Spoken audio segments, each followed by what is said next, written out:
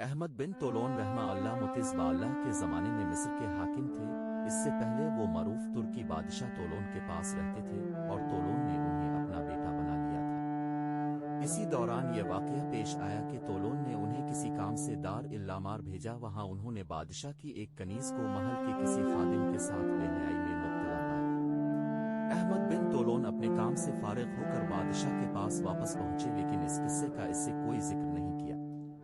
ادھر کنیز کو یہ یقین ہو گیا کہ طولون بادشاہ سے ضرور میری شکایت کر دیں گے، اس لیے اس نے یہ حرکت کی کہ طولون کے پاس جا کر احمد بن طولون کی شکایت کر دی کہ وہ ابھی میرے پاس آئے تھے اور مجھے بے حیائی پر آمادہ کرنا چاہتے تھے۔ کنیز نے شکایت اس انداز سے کی کہ بادشاہ اس سے بہت متاثر ہوا۔ اس نے فوراً احمد بن طولون کو بلوایا اور کنیز کی شکایت کا زبانی طور پر تو کچھ ذکر نہیں کیا، البتہ ایک مہر شدہ خط ان کے حوالہ کر دیا اور حکم دیا کہ یہ خط فلاں امیر کے پاس پہنچا دو۔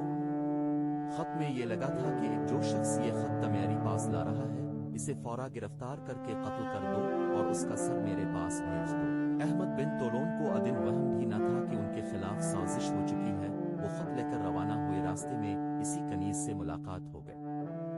کنیز یہ چاہتی تھی کہ بادشاہ احمد بن طولون کو مجھ سے باتیں کرتے ہوئے دیکھ لے تاکہ اسے یقین ہو جائے کہ میری شکایت درست تھی، چنانچہ اس نے احمد بن طولون کو باتوں میں الجھانے کی کوشش کی اور کہا کہ مجھے ایک ضروری خط لکھوانا ہے، اب خط لکھ جی، اور اب بادشاہ کا جو مکتوب لے کر جا رہے ہیں وہ میں دوسرے خادم کے ذریعے بھجوا دیتی ہوں۔ چنانچہ اس نے بادشاہ کا مکتوب اسی خادم کے حوالے کر دیا جس کے ساتھ وہ مبتلا ہوئی تھی۔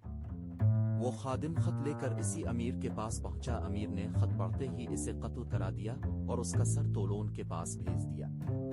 بادشاہ وہ سر دیکھ کر حیران رہ گیا اور احمد بن طولون کو بلوایا۔ احمد بن طولون نے سارا ماجرا سنا دیا اور کنیز نے بھی اپنے جرم کا اعتراف کر لیا۔ اس دن کے بعد سے بادشاہ کی نظر میں احمد بن طولون کی وقعت دو چند ہو گئی اور اس نے وصیت کی کہ میرے بعد ان کو بادشاہ بنایا جائے۔